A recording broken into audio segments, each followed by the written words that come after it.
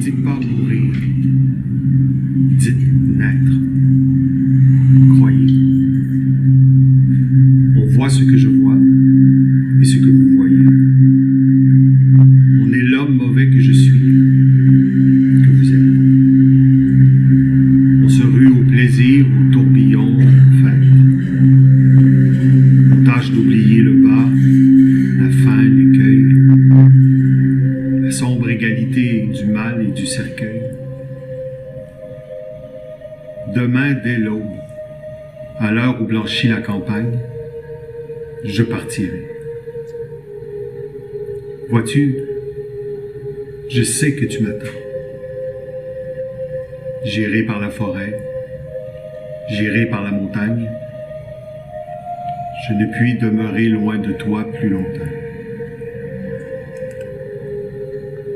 Je marcherai les yeux fixés sur mes pensées, sans rien voir au dehors, sans entendre aucun bruit, seul, inconnu, le dos courbé, les mains croisées, triste.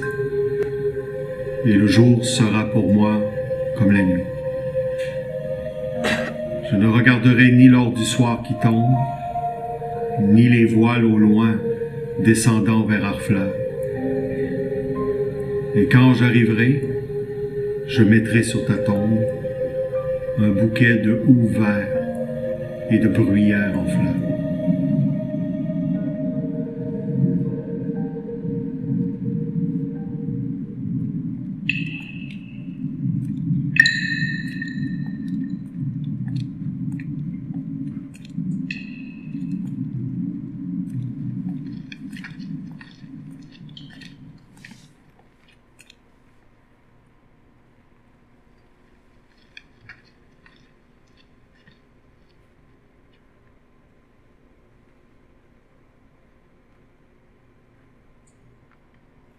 Condamné à mort. Ça fait 5 semaines que cette pensée tourne dans ma tête. Toujours seul. Et toujours froid. Avant tout ça, j'étais un homme comme un autre. Ma tête était pleine de fantaisie. Je pensais à ce que je voulais, j'étais libre.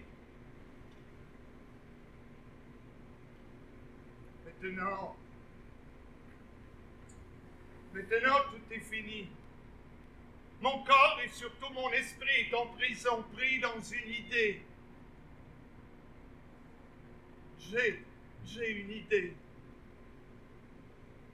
Une idée fixe. Une certitude. La mort.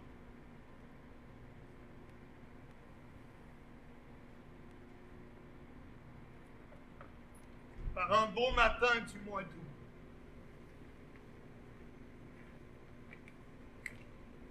ça fait 3 jours que c'est commencé. 3 jours que mon nom alimente la rumeur. 3 jours que tout ce défilé d'hommes et de femmes passe et repasse devant moi. Les 2 premières nuits, je n'ai pas dormi. La 3e, j'ai dormi d'ennui, de fatigue.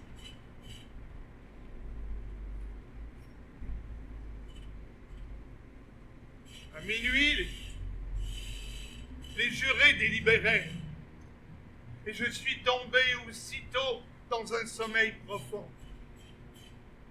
Un sommeil d'oubli.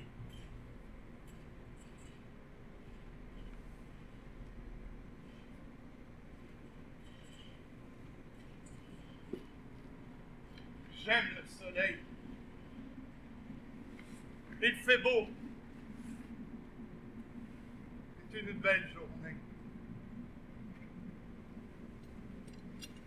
On m'attend.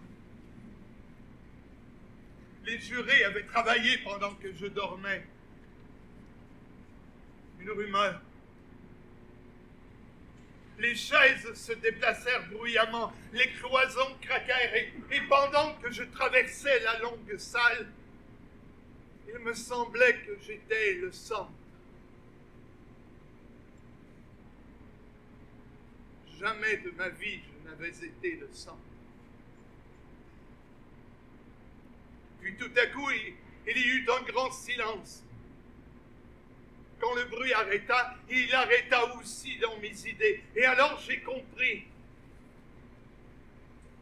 J'ai compris que j'étais là pour recevoir ma sentence.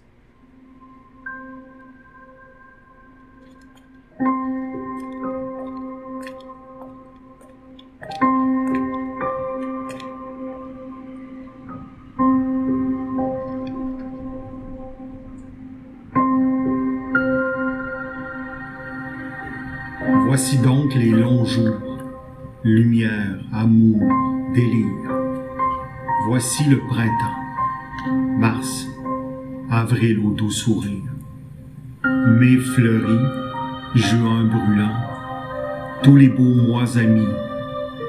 Les peupliers au bord des fleuves endormis se courbent mollement comme de grandes palmes. L'oiseau palpite au fond des bois tièdes et calmes. Il semble que tout rit et que les arbres verts sont joyeux d'être ensemble et se disent des vers. Le jour naît couronné d'une aube fraîche et tendre.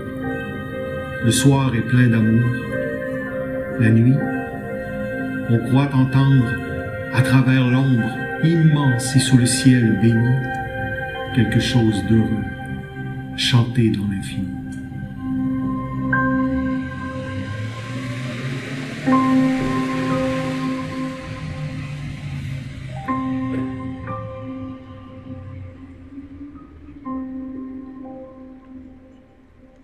Les visages avaient quelque chose de calme et de bon.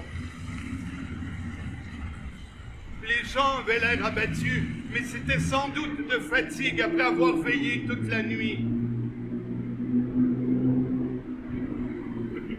J'entends des rires dehors. Il y a du soleil. Je n'ai pas pensé à autre chose. Après tout, on ne meurt pas au mois d'août avec du soleil et des rires. C'est impossible.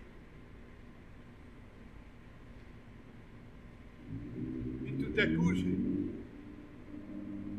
j'ai reçu mon verdict. J'ai comme des sueurs froides. J'ai peur de tomber. As-tu quelque chose à dire? J'aurais eu tout à dire, mais rien ne sortit de ma bouche. Condamné à mort.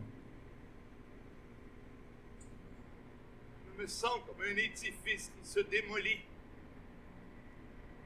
Il y avait désormais entre moi et le reste du monde comme une barrière. Plus rien n'est pareil.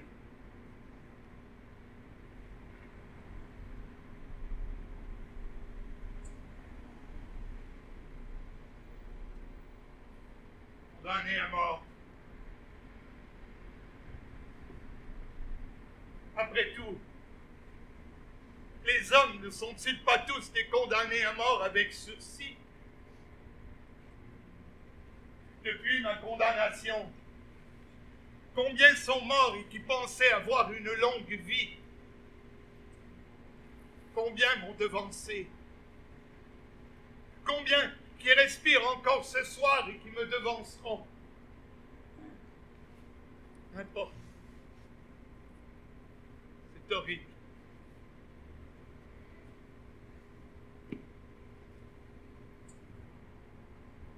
Les premiers jours, on me traita avec une douceur qui me choquait. Puis l'habitude reprit le dessus et on m'oublia parmi les autres prisonniers.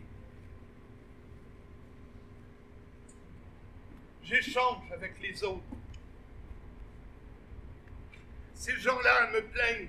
Ils parlent de moi, devant moi, comme d'une chose. Après tout, qu'est-ce qui me reste? Classement, enregistrement, numérotage. La liste d'attente pour la mort est encombrée et chacun y passe à son tour.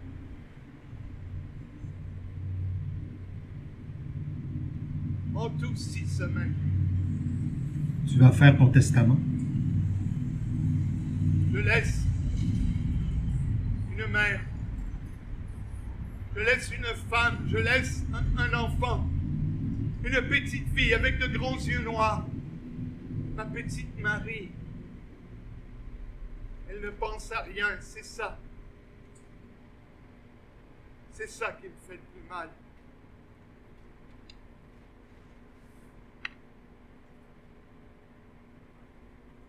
Ici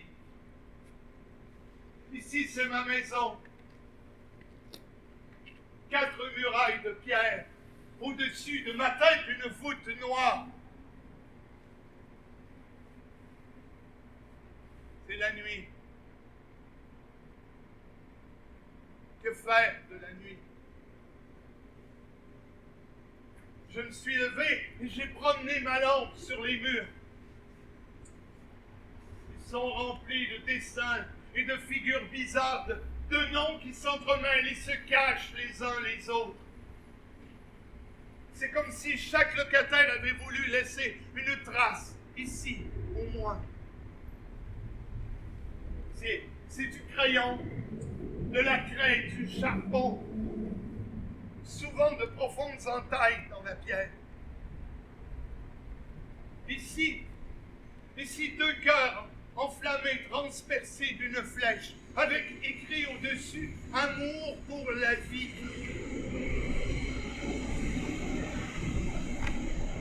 Malheureux ne prenait pas un engagement très long.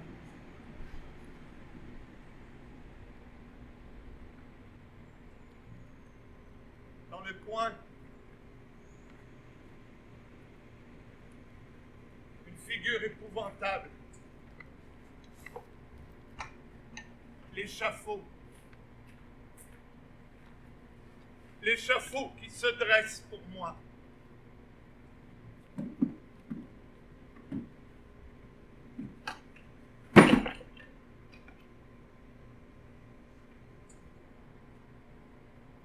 Je suis robuste de corps et d'esprit, constitué pour une longue vie, et pourtant j'ai une maladie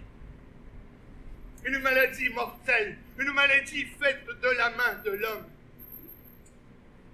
Il m'est venu une idée poignante, une idée à me rendre fou. Les médecins semblaient prendre intérêt à toi, mourir si jeune. Ils te plaignaient quand ils étaient empressés autour de ton chevet. Ah, curiosité.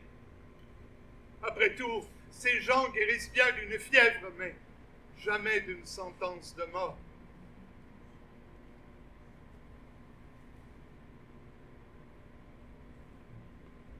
Si j'avais ma grâce. Avoir ma grâce, moi. Et par qui? Et comment? Et pourquoi? Il est impossible qu'on me fasse grâce.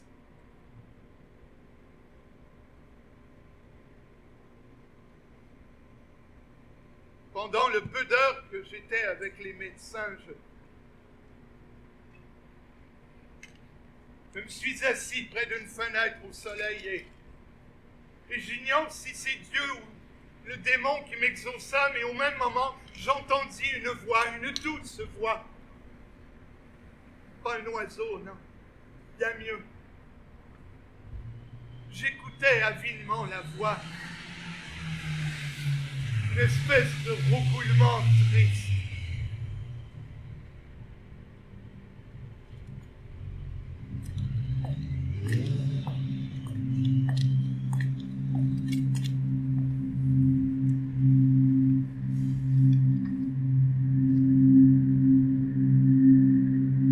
Les médecins s'en vont moroses. On parle pas autour de moi. Et tout penche. Et même les choses ont l'attitude de l'effroi. perdu. Voilà ce qu'on murmure. Tout mon corps vacille. Et je sens se déclouer la sombre armure de ma raison et de mes sens. L'heure réelle ou décevante dresse son front mystérieux. Ne crois pas que je m'épouvante. J'ai toujours été curieux.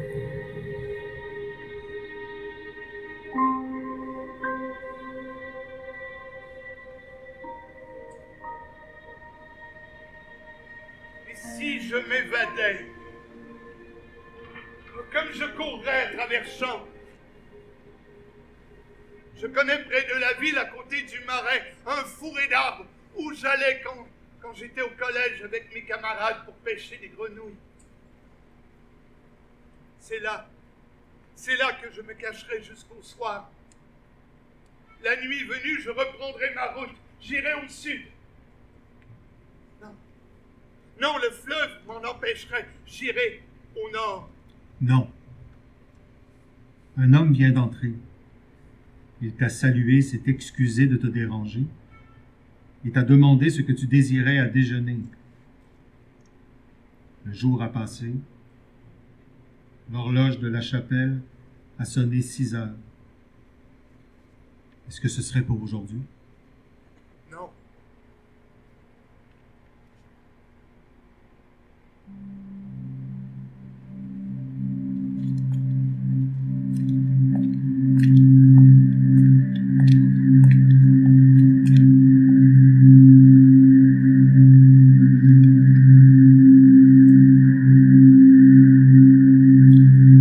Crois à l'amour, toujours entier, toujours brillant, sous tous les voiles. À l'amour, tison du foyer, à l'amour, rayon des étoiles. Aime et ne désespère pas. Dans ton âme, où parfois je passe, où mes vers chuchotent tout bas, laisse chaque chose à sa place. Dans ta pensée où tout est beau, que rien ne tombe ou ne recule. Fais de ton amour ton flambeau, on s'éclaire de ce qui brûle.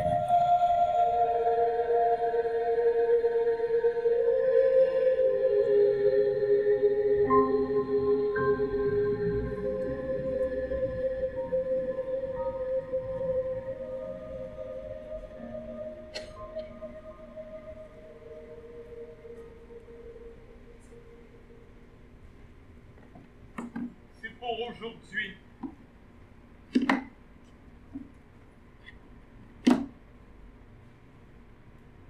Le responsable lui-même est venu me voir. Il m'a demandé en quoi il pourrait m'être utile ou agréable. Il s'est informé avec intérêt sur la façon dont j'avais passé la nuit. Avant de partir, il m'a appelé Monsieur.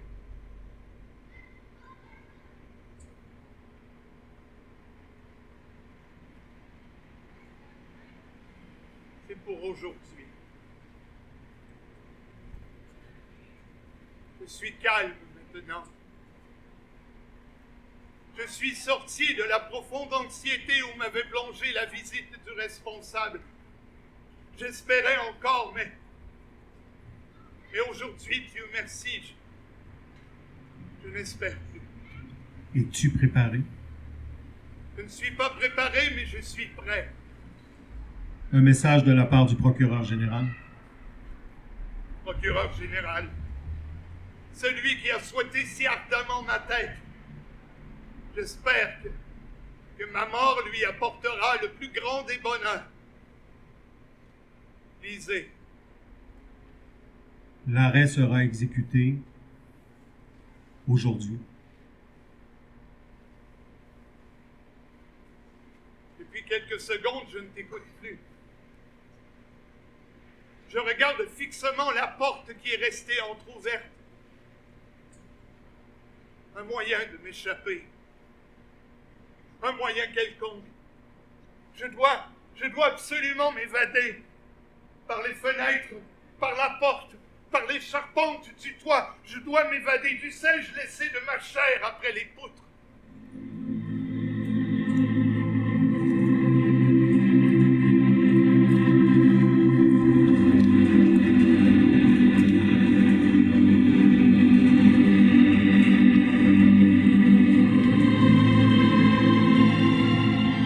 Tout s'en va.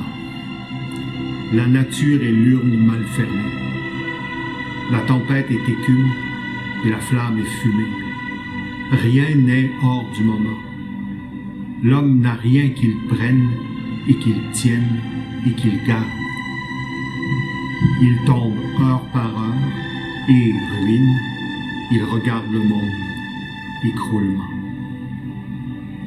L'astre est-il le point fixe en ce mouvant problème? Le ciel que nous voyons fut-il toujours le même? Le sera-t-il toujours? L'homme a-t-il sur son front des clartés éternelles? Et verra-t-il toujours les mêmes sentinelles monter au même tour?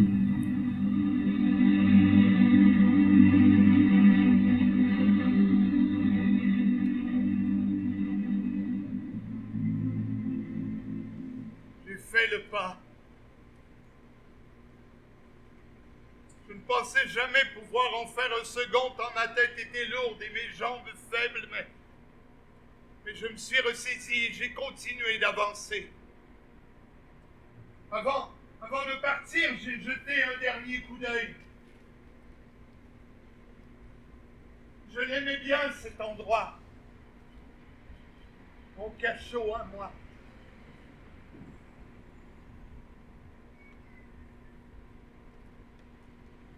Nous sommes arrivés. J'ai respiré.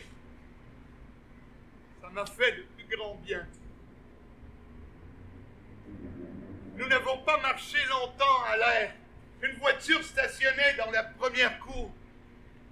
La même voiture qui a servi à m'amener jusqu'ici. Avant de m'engouffrer dans ce tombeau sur vous, j'ai jeté un dernier regard dans la cour. La foule ne me voit pas.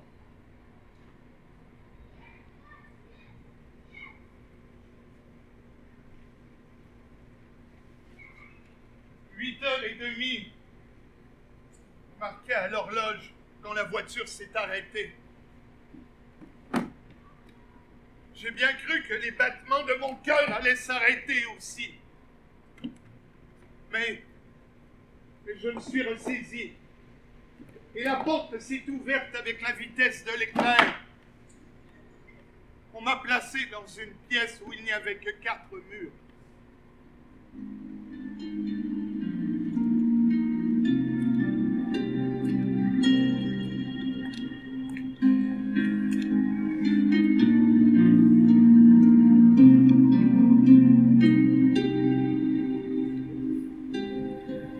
Lorsque l'enfant paraît, le cercle de la famille applaudit à grands cris.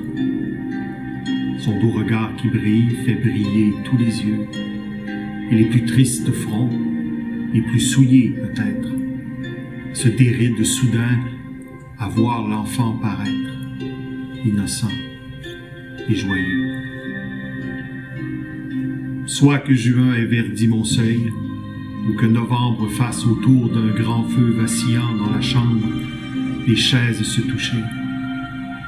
Quand l'enfant vient, la joie arrive et nous éclaire. On rit, on se réécrit, on l'appelle, et sa mère tremble à le voir marcher.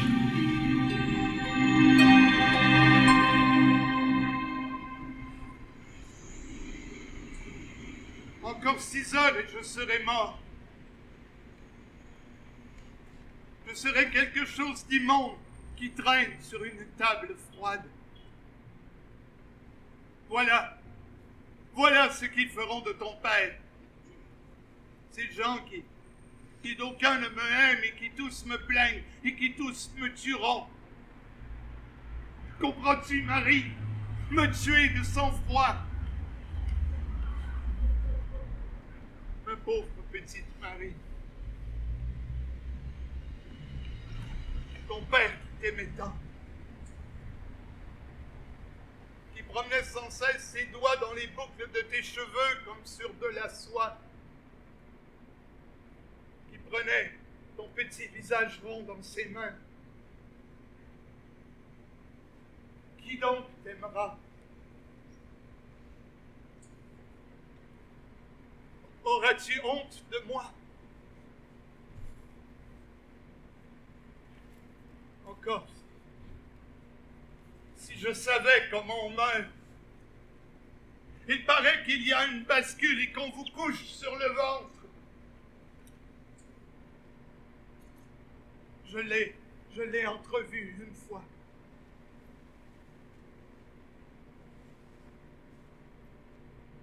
Onze heures vient de sonner. J'aurai peut-être ma grâce. Vite, vite qu'on aille chercher les gens. Je veux bien souffrir 5 ans de plus, 20 ans à perpétuité, mais je veux du soleil, des rires et de la vie.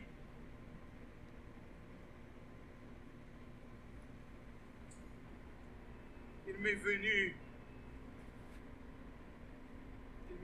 une ardente soif de bonnes et réconfortantes paroles. Crois-tu en Dieu? Oui. Pas certain.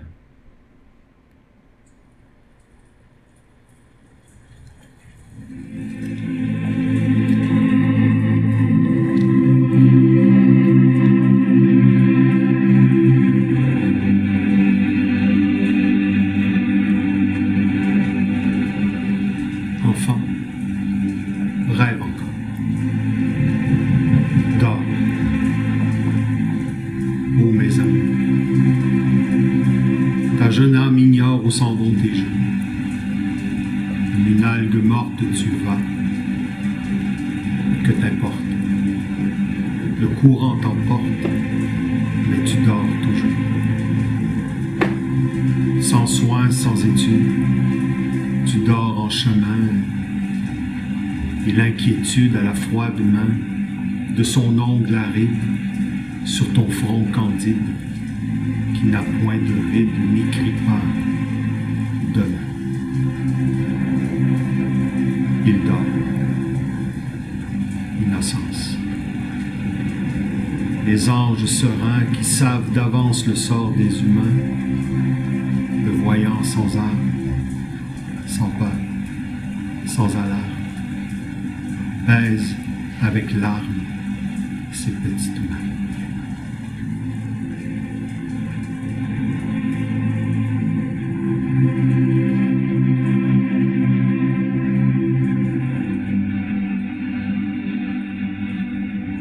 Elle a parlé longtemps. Elle a dit beaucoup de paroles, puis elle s'est levée et m'a regardé pour la première fois. Je veux me jeter dans ses bras, à ses genoux. Elle pleurera et nous pleurerons.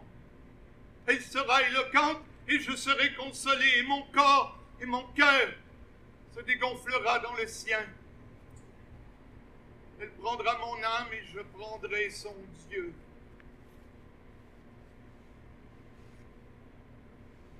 Et qui est-elle pour moi? Et que suis-je pour elle? Une ombre comme elle en a déjà tant vu? Une unité de plus à ajouter au nombre des décès? Il a tâché d'oublier le présent dans le passé. Les souvenirs de son enfance, un à un, doux, calmes, comme des îles de fleurs sur un gouffre de pensées noires et confuses. Une heure vient de sonner. Je ne sais laquelle. J'entends mal l'horloge. J'ai comme un bruit d'orgue qui résonne dans la tête. Ce sont mes dernières pensées qui se bousculent.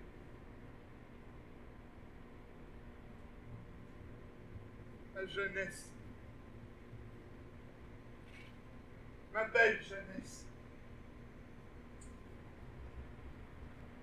Je me souviens, étant jeune, être allé visiter le bourdon de Notre-Dame. J'étais encore tout étourdi d'avoir grimpé l'escalier sombre en colimaçon. J'avançais en tremblant sur les planches mal jointes. Dans les intervalles, j'apercevais pour ainsi dire à vol d'oiseau les passants comme des fourmis.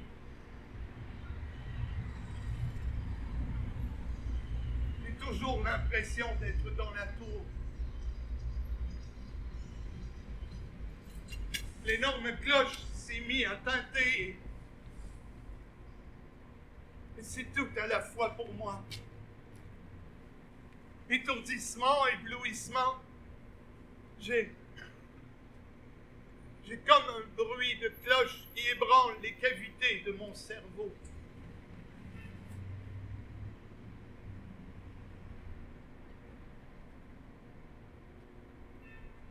Et ils disent qu'on ne souffre pas.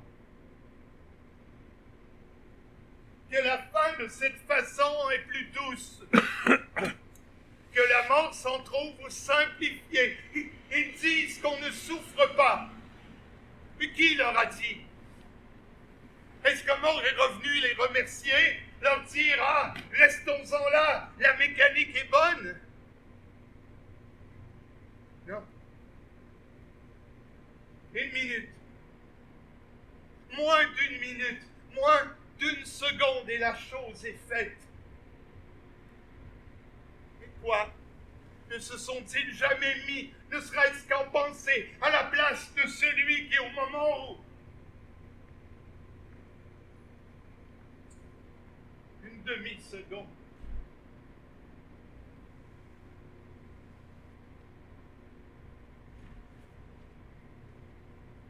courage avec la mort. Il faut prendre cette chose horrible à deux mains. Lui demander, demandons-lui des comptes sur ce qu'elle est. Sachons ce qu'elle attend de nous. Et regardons d'avance vers le tombeau. J'ai fait un rêve.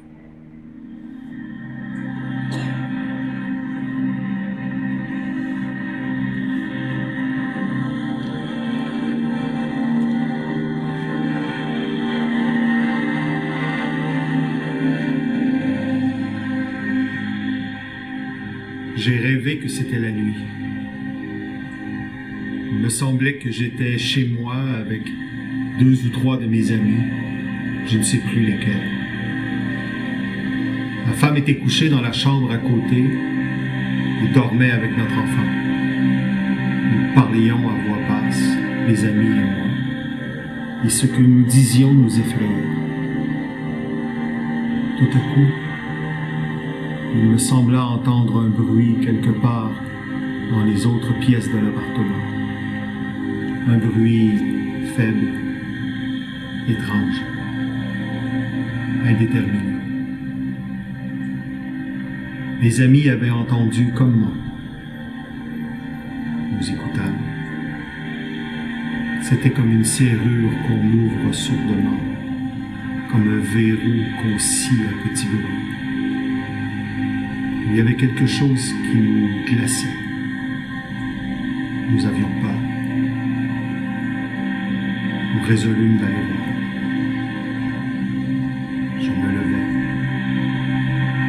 Je pris la bougie. Mes amis me suivaient un à un.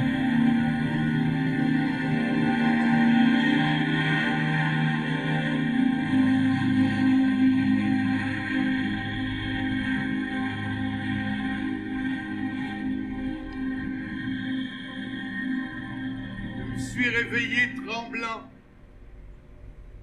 baigné dans une sueur froide. J'ai dormi longtemps, 1 heure. Elle est là. Elle est là de l'autre côté, dans la pièce voisine, elle m'attend. Ma fille.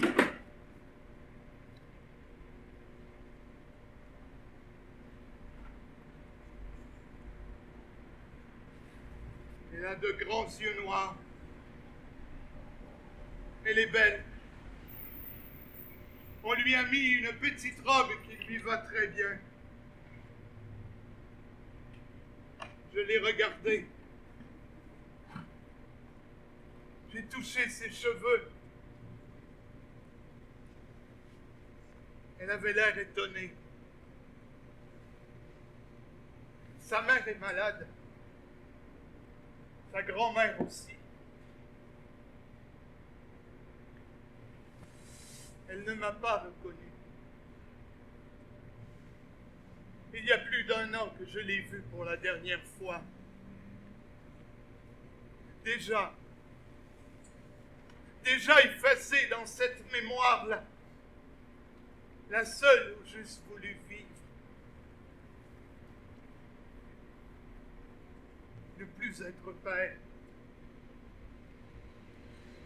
Condamné à ne plus entendre ce mot si doux de la langue des enfants, ce mot si doux qu'il ne peut rester dans la langue des hommes. Papa. N'aimer un seul être, de tout son amour. Le voir là devant soi qui vous parle, qui vous répond et qui ne vous reconnaît pas. N'espérez de consolation que de lui, mais qu'il soit le seul à ne pas savoir qu'il vous en faut parce que vous allez mourir.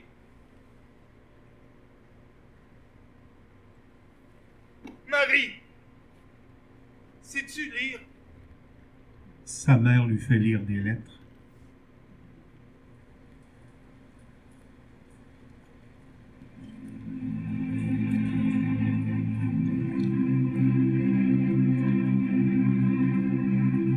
Tout reprend son âme. L'enfant son hochet, le foyer sa flamme, le luth son archet, folie ou démence, dans le monde immense chacun recommence ce qu'il ébauchait. Qu'on pense ou qu'on aime, sans cesse agité vers un but suprême, tout vole emporté. L'esquive cherche un môle, l'abeille un vieux saule, la boussole un pôle et moi, la vérité.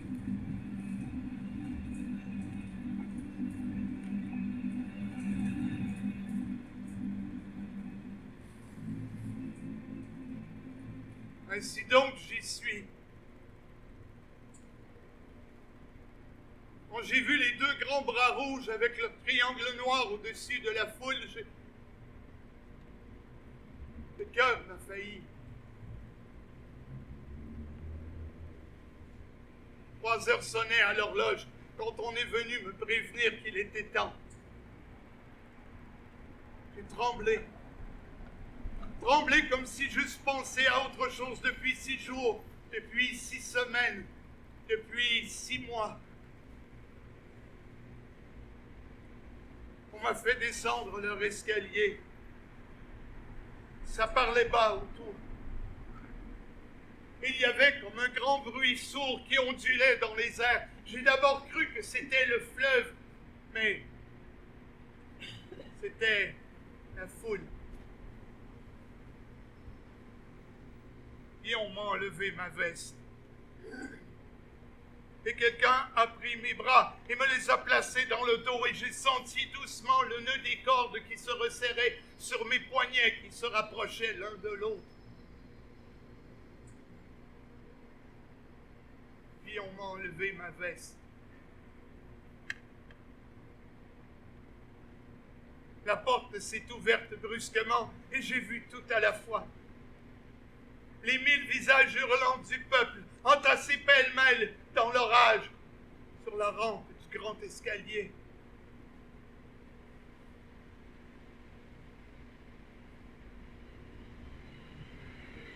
le quai aux fleurs embaumées. Ces jours de marché. Les marchands avaient quitté leurs bouquets pour moi.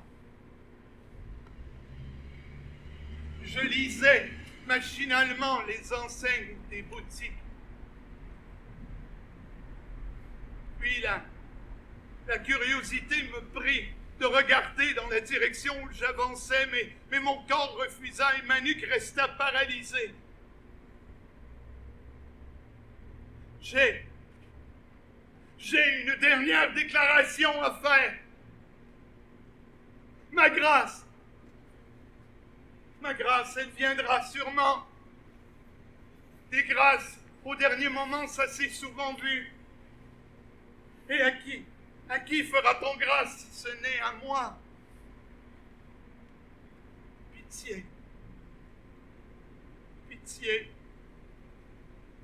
Quelques minutes, une seule petite minute pour attendre ma grâce.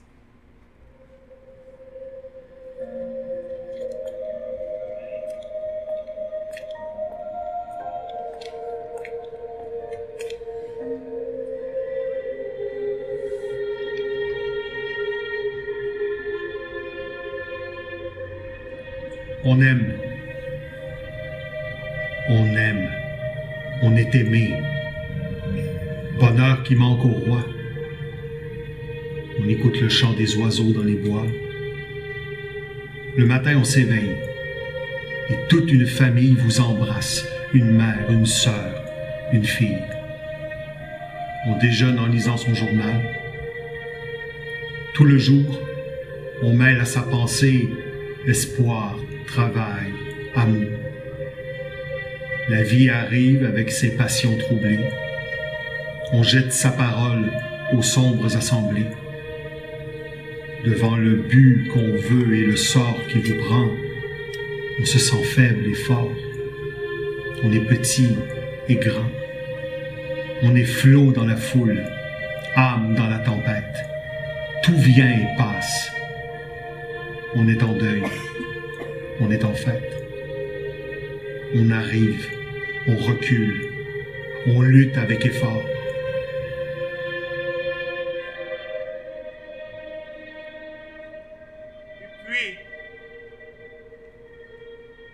Et puis le lourd et profond silence de la mort.